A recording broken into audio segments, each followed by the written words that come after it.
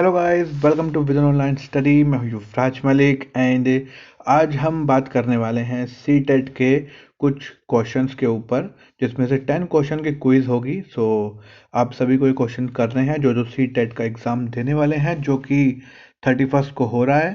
सो एक हफ्ता बाकी है और ये क्विज आपको करनी है, जिसमें 10 क्वेश्चंस मैं लेकर आया हूँ और 10 क्वेश्चन में देखते हैं आपके 10 में से कितने मार्क्स बन पाते हैं। तो बिना देरी के क्विज को शुरू करते हैं। कॉपी पेन लेकर बैठें और इसके आंसर्स लिखें और साथ में बताएं कि 10 में से कितने क्वेश्चंस आपके सही थे। तो चलते हैं।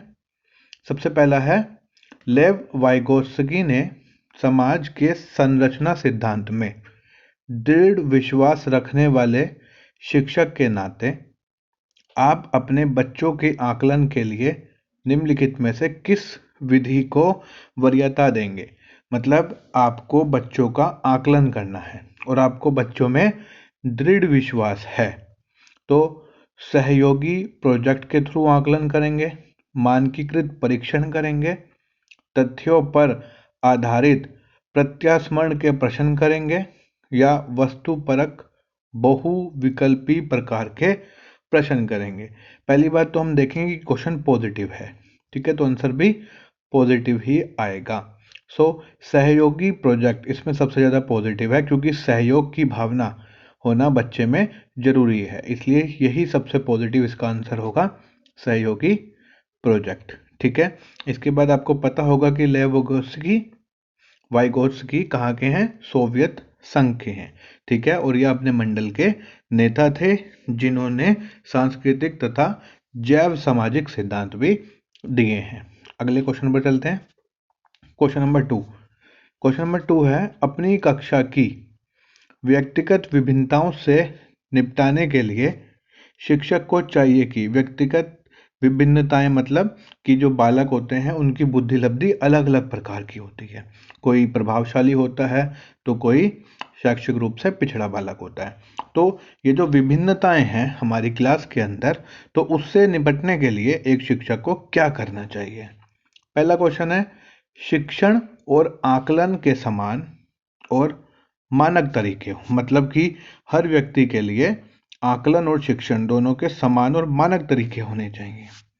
अगला क्वेश्चन पढ़ते हैं। बी, बच्चों को उनके अंकों के आधार पर अलग कर अंकों को नामित करें।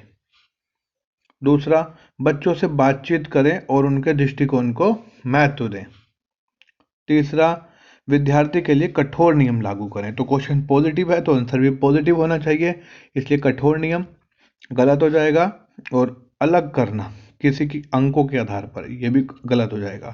तो ए या सी में से ही सही है। और बच्चों से बातचीत करना और उनके दृष्टिकोण को महत्व देना, यही बिल्कुल सही आंसर है, क्योंकि यही सबसे ज़्यादा पॉजिटिव है। अगर शिक्षक बच्चों से बातचीत करता है और उसके दृष्टिकोण को समझने की कोशिश करता है, तो इससे अच्छा उन बच्चों के लिए कुछ नहीं हो सकता। तो हमें ध्यान रखना है, जहाँ बच्चे का सबसे ज़्यादा फायदा हो वही क्वेश्चन को हमें टिक करना है, वही हमारा सही आंसर होगा। अगले क्वेश्चन पर चलते हैं। क्वेश्चन नंबर 3, आकलन उद्देश्यपूर्ण होता है यदि। आकलन मतलब बच्चों को देखना, बच्चों ने क्या क्या सीखा है और क्या क्या बच्चे ने लर्निंग आउटकम लिया है, उसे आकलन कहेंगे। ठीक है, इससे विद्यार्थियों में भय तथा तनाव का संचारण होगा। मतलब आकलन का उद्देश्य क्या होता है? आकलन से बच्चों में भय या तनाव का संचारण होगा, या बी ऑप्शन, इससे विद्यार्थियों और शिक्षकों को फीडबैक प्राप्त होगा, प्रतिपुष्टि मिलेगी। नंबर 3, यह केवल एक बार वर्ष के अंत में होना चाहिए। नंबर 4, विद्यार्थियों की उपलब्धि में अंतर करने के लिए तुलनात्मक मूल्यांकन किए जाए। तो तुलनात्मक मूल्यांकन भी इसका आंसर नहीं हो सकता, और भय तनाव का संचार ये भी आंसर नहीं हो सकता, क्योंकि उद्देश्य पूछा है, पॉजिटिव क्वेश्चन है। तो इससे विद्यार्थी और शिक्षकों को फीडबैक प्राप्त हो, मतलब शिक्षक समझे कि कितने % बच्चे सीख पाए या बच्चे मेरे पढ़ाने से कितना सीख पाए, तो उन्हें ये फीडबैक मिल जाएगा। तो इसका आंसर क्या सही है? आंसर नंबर बी बिल्कुल सही है, ऑप्शन नंबर बी सही है। ओके, सो मेरे बताने से पहले आपको क्वेश्चन का आंसर देख लेना है कि क्वेश्चन का आंसर क्या हो सकता है। अगला क्वेश्चन है, राष्ट्रीय पाठ्यचर्या की रूपरेखा एनसीएफ 2005 के अनुसार शिक्षक की भूमिका क्या है? सत्तावादी, अनुमतिपरक, अधिनायकीय या सुविधादाता? ये तो बहुत आसान क्वेश्चन है कि शिक्षक की भूमिका क्या हो सकती है, सत्तावादी, अनुमतिपरक या सुविधादाता। तो इन चारों में से क्या ऑप्शन सही होगा, जल्दी बता दें। तो इसका सही आंसर है डी, सुविधादाता। आगे चलते हैं, क्वेश्चन नंबर 5। अनुसंधान सुझाते हैं कि एक विविध कक्षा में, विविध का मतलब हो गया, विविध का मतलब जहाँ हर तरफ के लोग होते हैं, किसी एक तरह के लोग उस कक्षा में नहीं है, ने अपने विद्यार्थियों से शिक्षिका की अपेक्षाएं विद्यार्थियों के अधिगम। ठीक है, तो ध्यान देंगे कि विविध कक्षा में कोई शिक्षिका है, उसकी अपेक्षाएं विद्यार्थियों के अधिगम से क्या होती हैं, पर महत्वपूर्ण प्रभाव छोड़ती हैं, एकमात्र निर्धारक होती हैं, के साथ संबंधित नहीं मानी जानी चाहिए, कोई प्रभाव नहीं छोड़ती।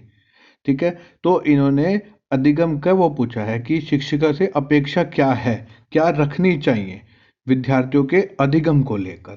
ठीक है, तो ये होना चाहिए कि पर महत्वपूर्ण प्रभाव छोड़ती है, अधिगम पर महत्वपूर्ण प्रभाव छोड़ती है। मतलब कि अगर शिक्षिका अपेक्षा बहुत ज़्यादा करेगा तो भी प्रॉब्लम हो जाएगी, बहुत कम करेगा तो भी प्रॉब्लम हो जाएगी। तो यह महत्वपूर्ण प्रभाव छोड़ेगी कि एक शिक्षक किस तरह से अपने अभ्यर्थियों से अपेक्षा कर रहा है और उस अपेक्षा पर वह किस हद तक उन्हें पढ़ा रहा है, कौन कौन सी विधियां यूज कर रहा है।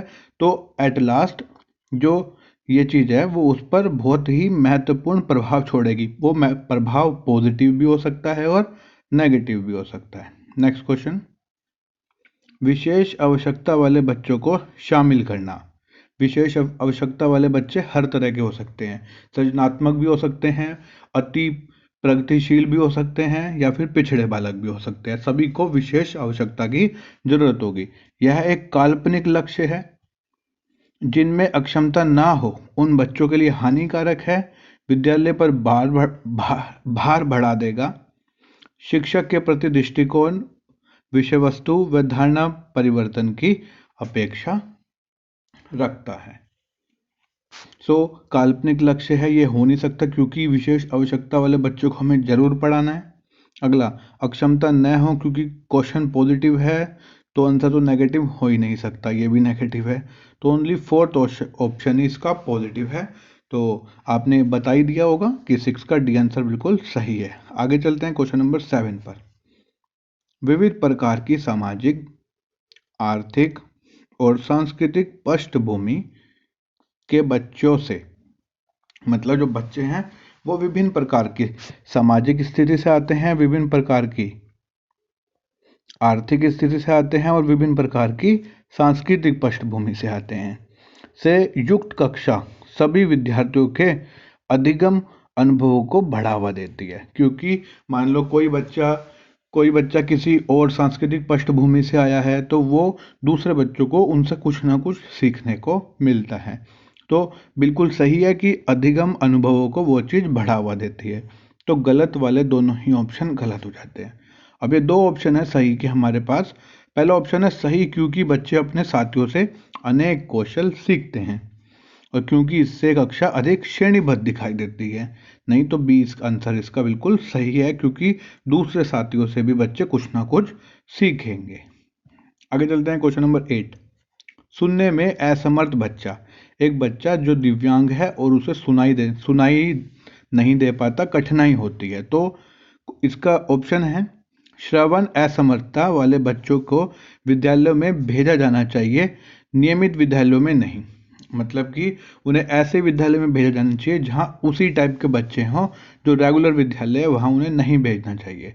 तो ये नेगेटिव आ गया, गलत। हमारा क्वेश्चन पॉजिटिव है। आगे चलते हैं, केवल अकादमिक शिक्षा से लाभ नहीं उठा पाएगा, उसे उसके स्थान पर व्यावसायिक शिक्षा दी जानी चाहिए। नेगेटिव आ गया, गलत।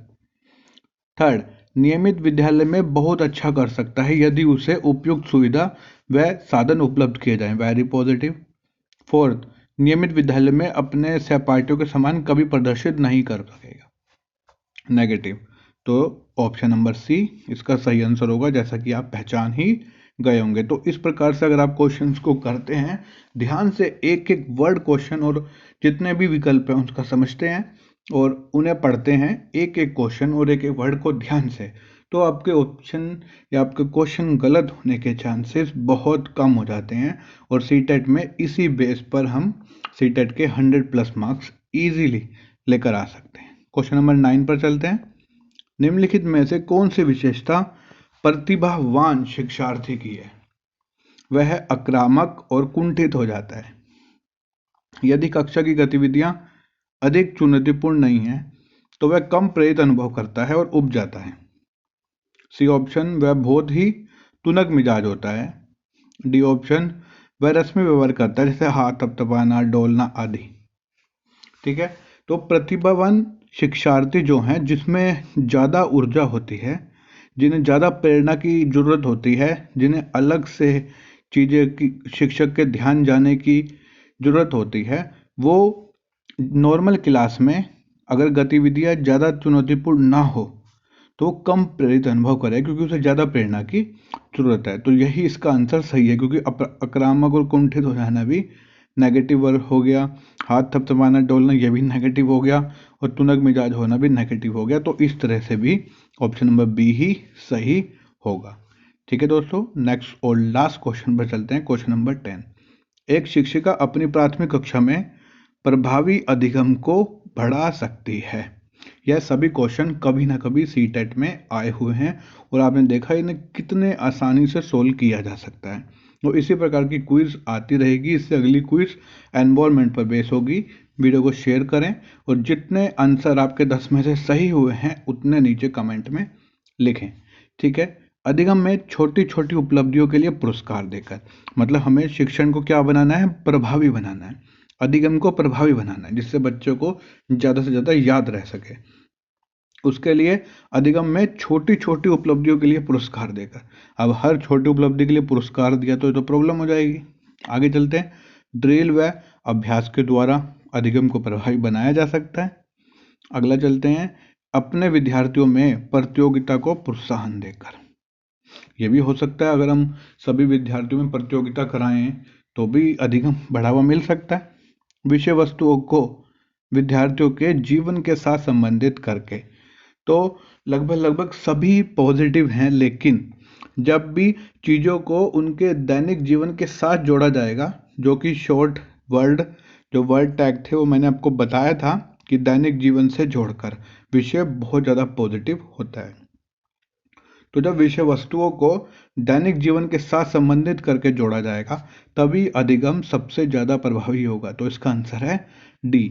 आशा करता हूँ आपके 10 में से 10 आंसर सही होंगे। तो कमेंट में बताएं कितने क्वेश्चन आपने सही किए हैं, और जो अगली क्लास है वो जल्दी आपको मिल जाएगी video. Thank you so much. और अगर नोट्स चाहिए तो हमारे टेलीग्राम ग्रुप पर ज्वाइन कर सकते हो। टेलीग्राम लिंक डिस्क्रिप्शन बॉक्स में है। Thank you.